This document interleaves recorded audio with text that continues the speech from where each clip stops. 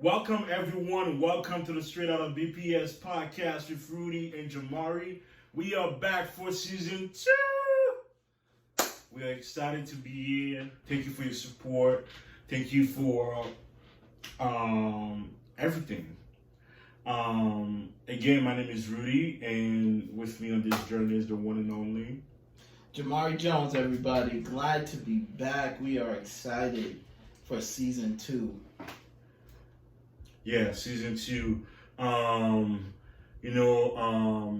We took some time off, when we're doing this work, we understand, we still gotta do the job that pays us, one, and two, we have to be good to ourselves and take some time off. What'd you do with your time off, Jamari? Man, oh man, I caught up on some traveling. Yeah. I went to St. Thomas. My wife and her best friend and her partner had family out there, so we went out there, chartered a boat. That was great. And then a week later, we went to Vegas. Okay. So that was pretty fun. It was hot as heck out there. I would never go to Vegas in July ever again. So it was good. It was good. So and you out here catching up on travel, Yeah, That's I was dope. trying to. That's dope. What about you, Rudy? Yo, I had a chance. So me and my partner, we were trying to do the road that. So we either go to Canada or we go to Florida. And she has family in Florida, and I have family in Canada. But Canada wasn't open, so we ended up going to Florida. Right. We were right on Ocean View, it Nice. was the best time. And then it was my first time in Florida too. So, and I realized that although I've dressed for the summer, I brought too many clothes, So, so it was fun. It was fun because we were right on Ocean View. We can go from the pool to the beach, to the beach, to the pool, back and forth. And Florida is different. It's different. Let me tell you how different it is. Because you can go from the beach to a restaurant with your swim clothes on, and then you get access to. And two, it be raining in Florida, so people know, so used to raining in Florida, so I'm like, oh, trying to take shelter, it's raining. Like, no, it's gonna stop in like 2 seconds. Stop in 2 seconds. It did not stop anyone. People were still having fun in the rain. People went in the beach in the rain, but people were still in the pool in the rain. Yeah. They were like, why are you getting that? It's like, so it was fun. Definitely going back, and then plus, we've been going hiking pretty much most Saturdays during the summer. I'm on my health journey, and hiking has been the new thing I'm tackling on, and it's been going good. So that's dope. Yeah, so I'm ready. We back. Yes. School's about to start. Yes. Just to see, no matter what you're doing, take some time off to re-energize, recalibrate yourself, and to make sure you have enough energy, Yeah. I definitely understand that. And with that being said, we hope that all our listeners are taking the necessary time to, rejuvenate themselves, get back to the special work that you guys are doing.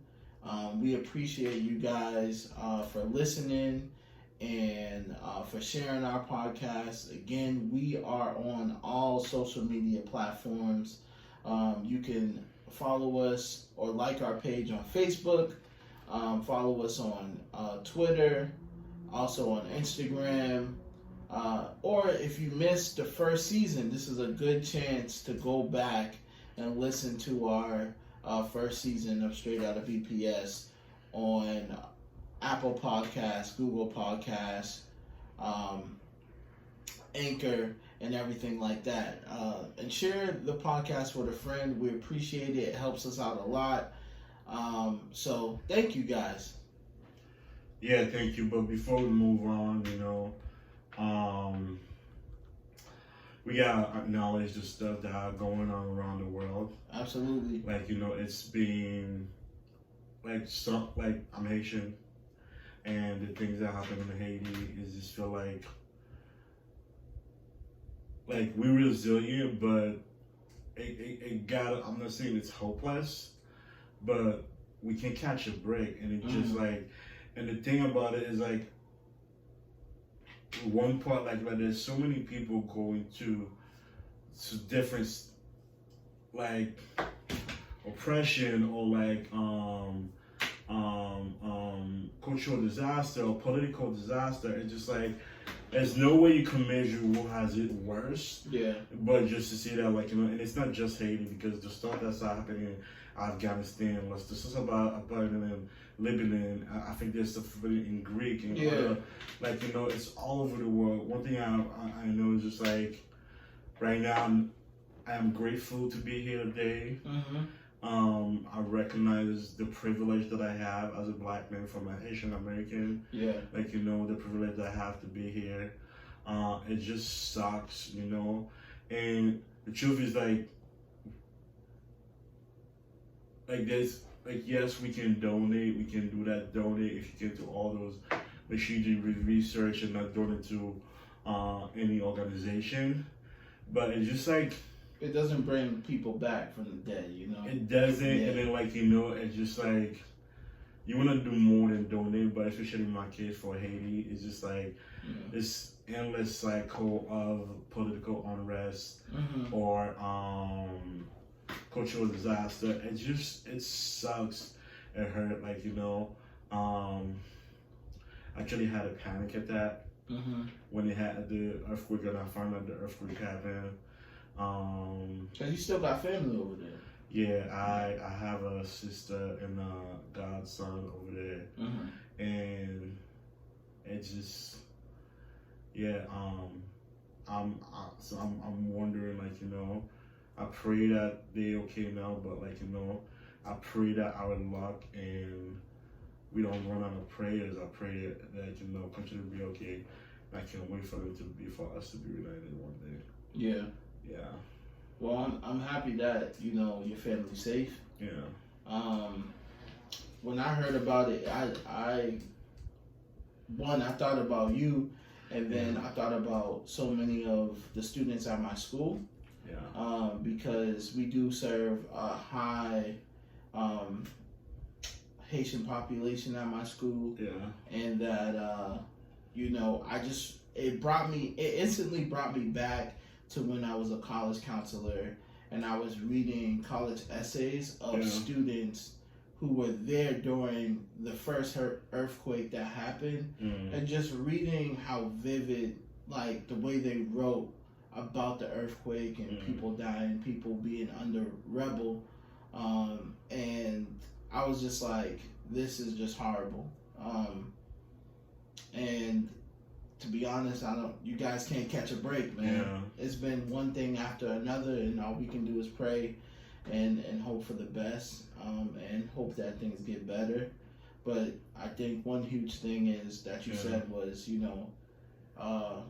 you're going to donate, please make sure it's a credible source. And actually, one thing we're going to put in our social media on the link, where to donate, because the thing that sucks when those things happen, that's when people try to make money and scam, and Haiti's been scammed out of so much money, and the truth is sometimes our own people scam out much money, so it's just but I feel with the age of social media and we're able to track and we know who was credible and doing the work, So just make sure you do your research and donate, and we're gonna put some resource to donate for either Haiti or Lebanon, Afghanistan, anyway. It's just my heart is just that's so thing, because you over here trying to recalibrate, reset, and take care of your mental health, and then those things happen, now you have to find the balance, because it's just I don't know how to put it's it. tough. It's tough. But look out for those links. Please, just even if you can't donate, just share it, and keep those prayers coming for all the families here and in Haiti and all the other places that are going through political distress or going through a natural disaster. So thank you guys. Yeah.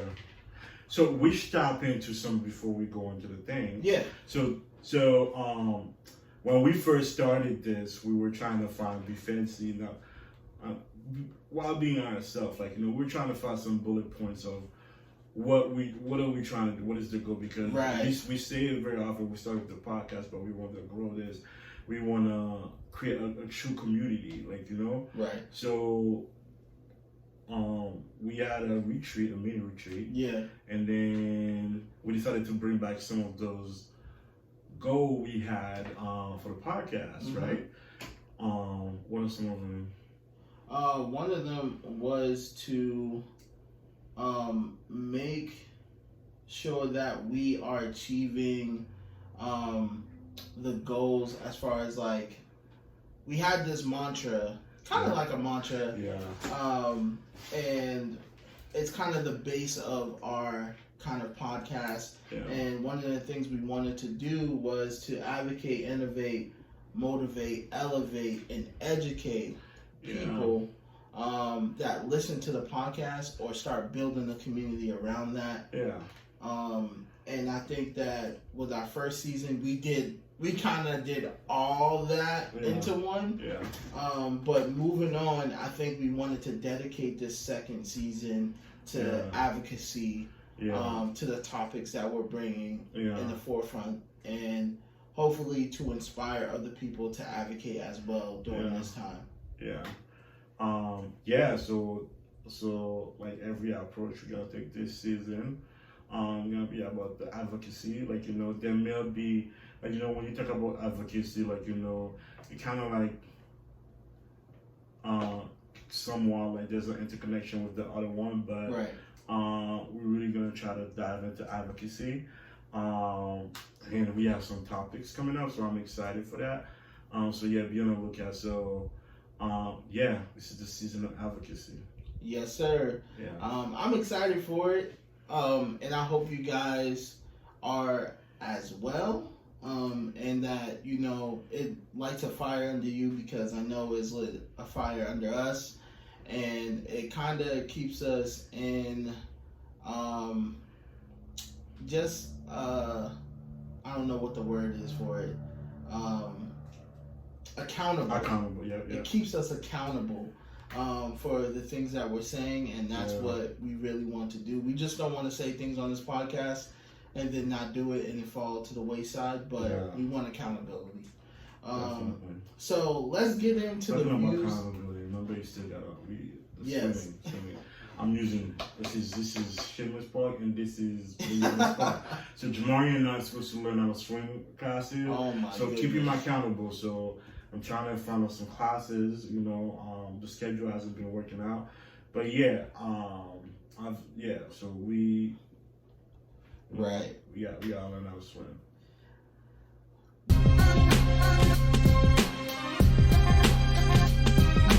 Now, views on the latest news.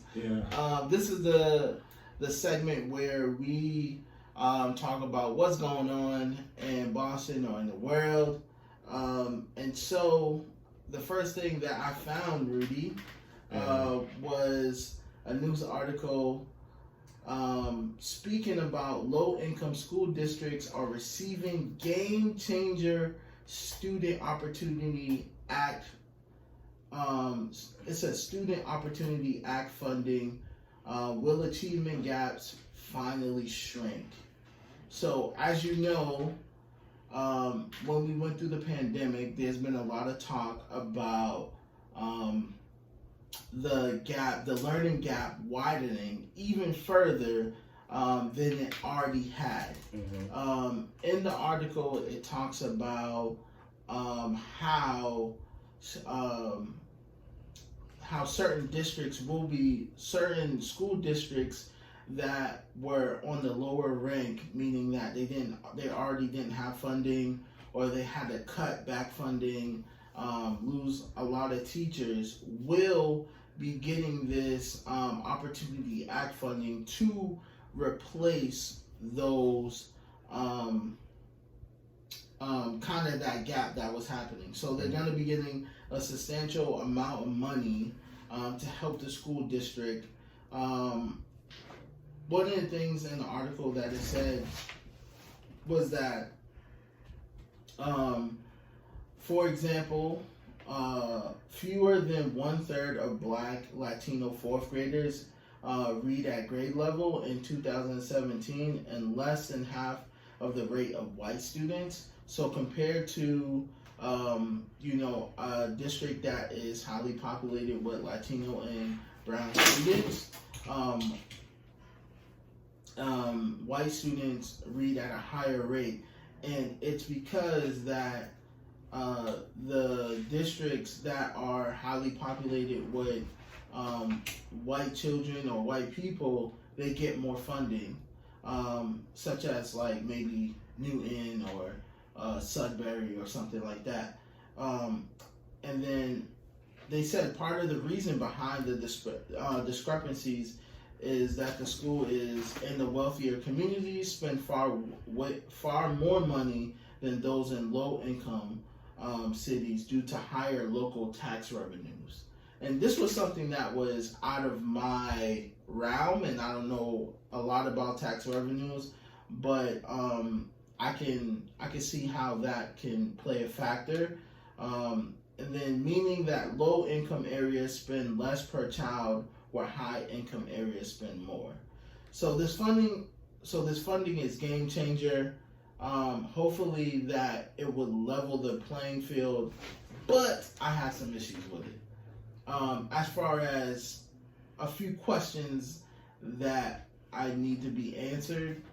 You got questions? Yeah, one of them is how are we making sure that these schools are using the funding appropriately? And so in the article it says that that the schools have to present a plan to get the funding, but how do we know the schools are going to continue with the plan they presented and not vary off? So when you say the school, so the low income school, so does everybody get the money? No. So from what I understand, that the low income schools like BPS is receiving funding. I know Chelsea Public Schools, I think, are receiving funding. So we already know they're underperforming. Yeah. We already know they need resource. Yeah. Right. So they have to put a plan on how they're gonna use that money. Yes. So if they don't do a good job on putting a plan on how they're gonna use that money, they're not gonna get that money. No. So I believe what happens is that they go back to the drawing board and they can represent it. So what are some of the like, because there's some. So who's getting the money? Who's giving the money again? The government. Oh, the government. Yes. Okay. So it's government funding. So that does not include building infrastructure. Is not part of that funding. I'm not too sure about that. Because here's my problem. Mm-hmm. If you know a school has a problem, it's clearly they have a structural problem. Mm-hmm. So my thing is, you shouldn't be applying for that money. Mm. That thing, the government needs to take that on and fix those buildings. Yeah. Like, I just hope building infrastructure or repair is not part of that. Right. Now, as far as like curriculum, like classes, like like the stuff. Okay, those schools need. I remember. I forgot which year was that. I think that's when I left BPS. There was a budget cut, and what was gonna go is the library, the extracurricular classes, and those classes who, for some people, they feel like they're not necessary. It's like, and I feel like I've said that in the podcast, those buildings, if you're not investing in kids know that. Yeah.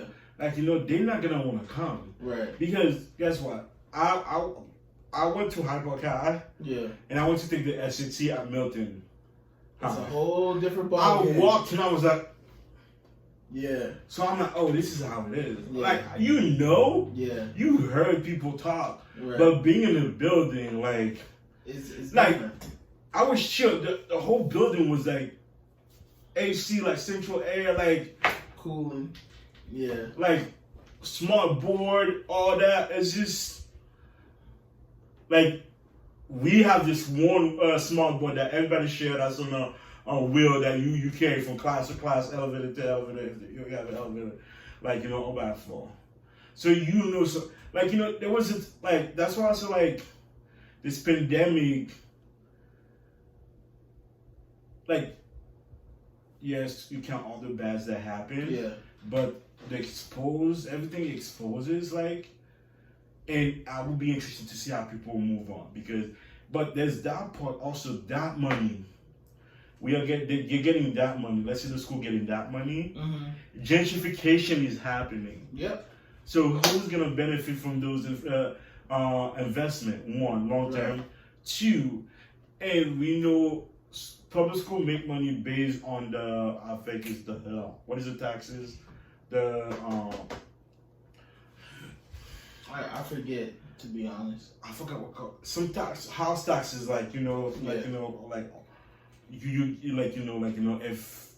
in a affluent neighborhood, people have houses, they pay their taxes, so a lot more money goes to the school. Mm-hmm. So. Well, right here it says local tax revenues. Yeah, so local. Yeah. So here's the thing for you: if real estate is going crazy in Boston, yeah, shouldn't the local tax go crazy too? Yeah, I think so, but I don't know where the money's going. Right, the housing market is booming. It's going crazy, right? Yeah. But. Okay, well, we didn't do some research, but it's interesting. So yeah. So my next question was, how do we ensure that that we don't go backwards? So we're getting this money, and it's supposed to be sustainable for a certain amount of time, but as we've seen, like we get these grants, we get this funding, and then I'm gonna tell you how to ensure that. One, we vote on, we make sure we register to vote on, I think the deadline to register to vote for the preliminary is August 25th. Look at that shameless plug. And then on September 14 is the preliminary vote. Because you know why? Yeah. Because one, we have to be up to date in those situations, and we have to have the right advocate in those buildings. Right. Because there's a lot of meetings that happen, and we're busy. We have busy life. We can't be there. Right. And if you feel like somebody who can represent us when we're not in the room, exactly. Because, but my thing is with this situation is that we are just getting, or schools are just getting the money back that they lost. So essentially, at some point, I feel like it's not really leveling the playing field. It's going back to where they were before they made the budget cuts. So we're gonna need even more money to cut that gap. And I was contemplating. I'm all like, yes, it's cool. Like, thanks for Thanks, but no thanks. Yeah. Because we need a concrete plan of secure funding every year that will help really lower that gap, the achievement gap. So we don't need a one time or a 3 to 5 year plan. We need a consistent plan that will get funding into the schools that help really level the playing field. Here's one thing that I would say. It says low income areas spend less money on student, while high income areas spend more money. Right. Why is that? They're not getting as much money. So it's not like, and so the way it's phrased is the way I can analyze it is like in a championship or sport level. Mm-hmm. Like you're a manager, you're a general manager, you have a coach, and then you win a championship, end up with players that don't cost you a lot of money. So they had to figure stuff out, like, you know, trade people that were at low cost. Is like, while other people, like, you know, that they have the big three, they have, like, we're talking about basketball, like, you know, they getting people with a lot of high salary, and then they're not winning, like, you know, right? So it's just like, no, like, it's not that strategy at all. Like, the reason why they are spending less money is because they don't have money, right? Like, you know, it's not because, like, there's a difference between a general manager being cheap and, like, trying to win a championship with a low cost salary players, and, like, you know, as opposed to, oh, we don't have money and that's how we get, like, you know. So and it also speak on the how you evaluate the price of a student. What is the value of a student? So every year the government put a value on low income students. And that's what they're worth. I forget, it's in the article. It gives a specific amount that so it says the Student Opportunity Act nearly doubles the state of funding that states the poorest communities receive for each low-income student, from $4,600 to $8,800 per child. And that's low income. What is the wealthiest, like, community spending on per child? It must be like at least 15 or more, or 10 to 15.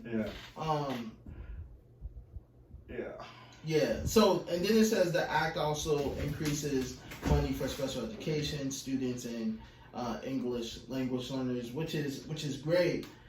But if we are spending like $4,000 to $8,000 per child, and that's not enough, like, well, even if high school is free, but public is free, right? Would you say it's still a business? Is high school a business? Because, question, Facebook is free, right? But it's a business. It's a business. Okay. I think when it comes down to, dang, that's a. I want to say no. I want to say no. Here's the reason why I say that. But I think it is a business. I had overheard a conversation, you know, two people from school were talking. They didn't know I was an educator. There was a new school who just started, and they were losing students to that school. So they were having, like, it was the end of the year. They were having a conversation, like, you know, they might have to cut some staff because they don't have the same amount of student anymore. And then I overheard those people talking about strategy. They say all they need is, like, for the student to be at the school past a certain date. Because, now that is true. Because the money doesn't move past a certain date. The money doesn't move. I heard that too. So is it a business? It's definitely a business. To secure that funding. They got to be there past September. Until, like, October. I mean, that's not, like, the true date, but I feel like that happens a lot. And then after, if you know, if you move that student to a different school. So, and if you're looking at that at this, like, is it fair to the student? Is it fair to the student, or is it fair to the school? Like, what is I think it boils down to, what does the school have in heart? Do they have the students' interest or their own interest? Well, I think in that conversation, they only had their school and their salary interest.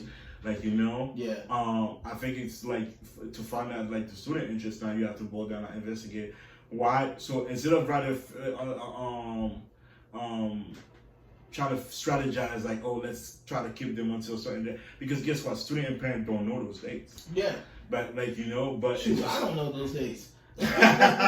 So it's just like, trying to figure out why they're leaving and what can you like, you know, what change you need to make, because people are so attached to their culture that this is end all be all that they're losing people for like the smallest thing.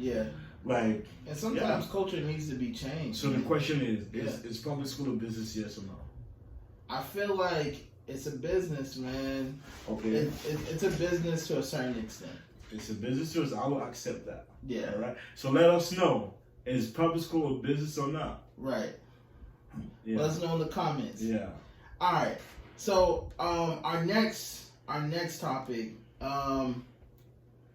Many Boston students miss out on summer school opportunities, leaving the most vulnerable further behind. So this I can speak to personally, not because I have any kids, but I work with a lot of students. I'm pretty sure.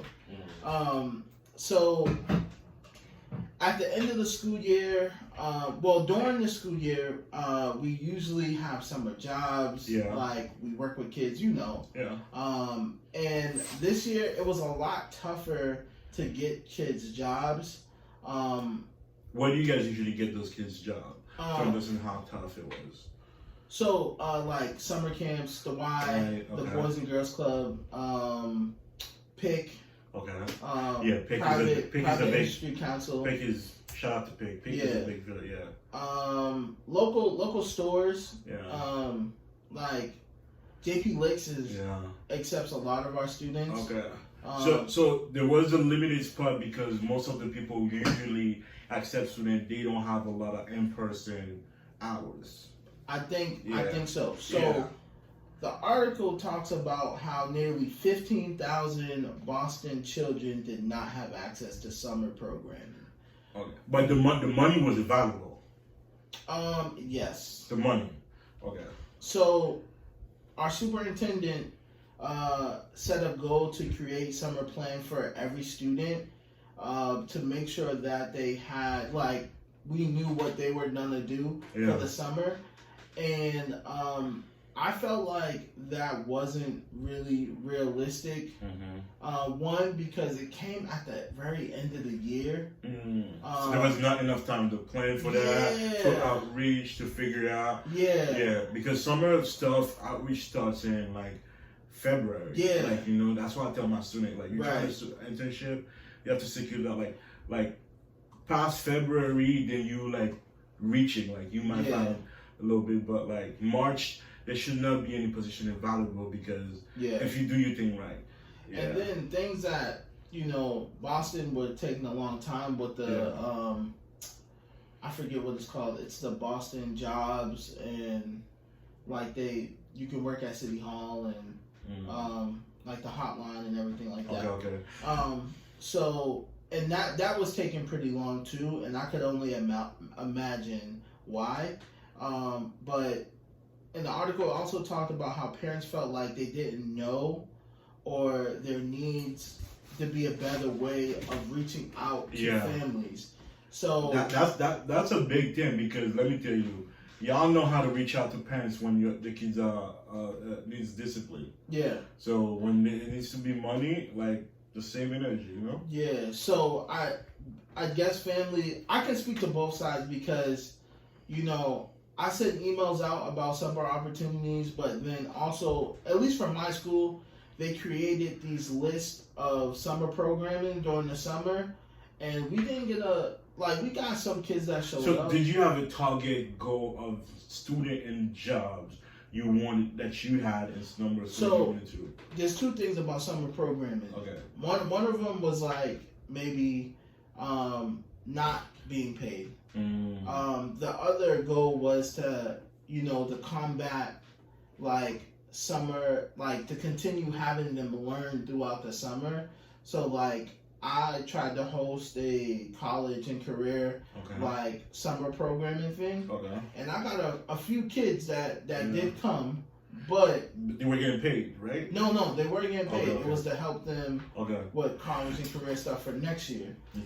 They were just coming, but there's a lot of other school districts in the article where like it didn't necessarily happen because the parents didn't know or what have you.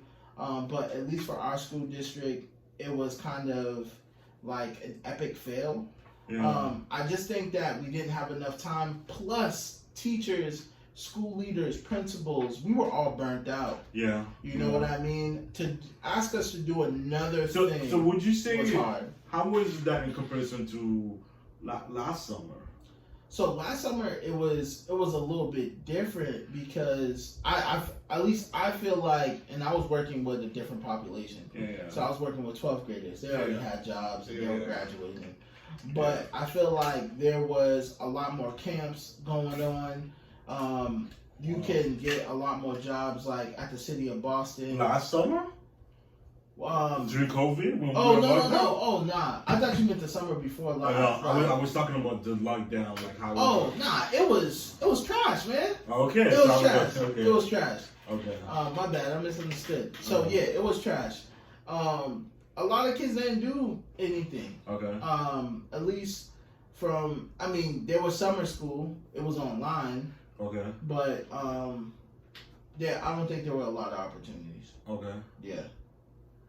Okay. So, I just wanted to bring that to the forefront because I thought it was an interesting topic point because I can see both sides of it. Okay. Like I get the parent side. Yeah. But also, the burnout was real. Yeah. I think it was just an unrealistic goal to have, teachers and reach out or, But you feel like on your case, like you guys did your outreach that you usually do to get. I know I can speak for myself. Okay. That, I try to reach out to students. I help my students build a resume. Mm-hmm. And then, I sent jobs every week. Yeah. So that was something that I did to try to help and get them involved. But, not everyone receives that email. You know what I mean? Yeah. So. Yeah. Wow. Yeah. So hopefully, we know we still. We thought COVID was gone. Well, Right. we thought it was on its way out, but it's like it looks like COVID left and Delta variant stepped in. You know. Yeah. So. They did the tag them in. Tag him in. With the school year approaching, there's a lot of discussion, controversy, like what's fair, what's not fair. Right. Mandating masking, still, that's I'm gonna advocate. Nobody's asking the teachers for their opinion. Still, nobody's asking the kids for their opinion. Right. So the truth of the matter is, you're gonna find in both the teachers, the parent, the student, people are gonna be like, yes, I want to come in, because the truth of the matter, kids learn better in person. The screen burnout is real. Yeah. The truth of the matter is that some students did better on screen than they ever did in school. Facts. And the student who used to do good did not do good. Right. So why don't we create a plan, customize a plan for, and we, because we have the data, we know who did well and who didn't do well. Yeah. So the kids who did well online, and they choose to stay online, why can't we have a plan for them like that? And the kids who didn't do well, we have a plan for them. It limits the amount of people in the building. What do you think? I think that I can kind of answer that question. Why, at least for some, I think we are not as well staffed as we could be, and I think part of that is due to funding. Ooh, so we go back to the funding piece. Yeah. So in order to have to teach a class, because I didn't teach a class, but I have advisory. Okay. I had some students in person and some online, and that was really, really hard. Yeah. So it's either like you should have a teacher that is possibly dedicated, online, and then fully in person. Yeah. But I don't think our district has the capacity or funding to do that. Okay, so we understand COVID is we are figuring it out. Right. Okay. So funding is coming. Yep. Like we should. It's not just, and you said it's not just about putting the money that was taken away. Yeah. It's about giving more. Yeah. To do more. Yeah. Okay. But going back to it, it's like replacing what we lost. Yeah. In the first end, so it's like that funding. We can't even do more because we're replacing what we lost. Yeah. Which is also like difficult in itself, and that's why I'm all like, to say what we can do with this funding is so hard. Yeah. Because like, you're right. We have the data, we have all this stuff. Yeah. But like, what are we gonna do with this now? Like, we have to rethink education now. Like, COVID had like popped that bubble. Yes. And now we have to rethink, how do we do education? Yeah. And there's some stuff that did work during COVID that we can keep in our system. Like, it's like,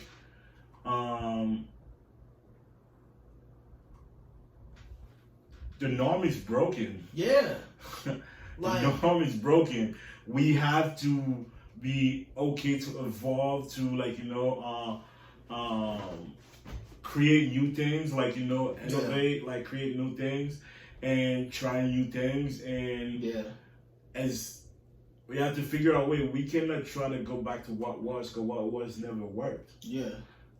So like legit, and one of the things that we wanted to talk about too is like, we have to learn how, now that COVID is not over, but now that we're going back to like in-person school, we have to rethink or talk about, how do we support staff, students, and the school system post-COVID. And what should the classroom look like for students? Yeah, what should the classroom look like for students?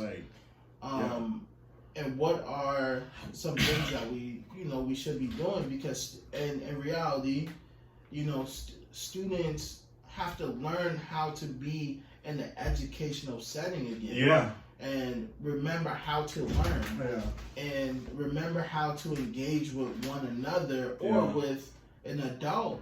Yeah. Because they've been home. Yeah. Yeah.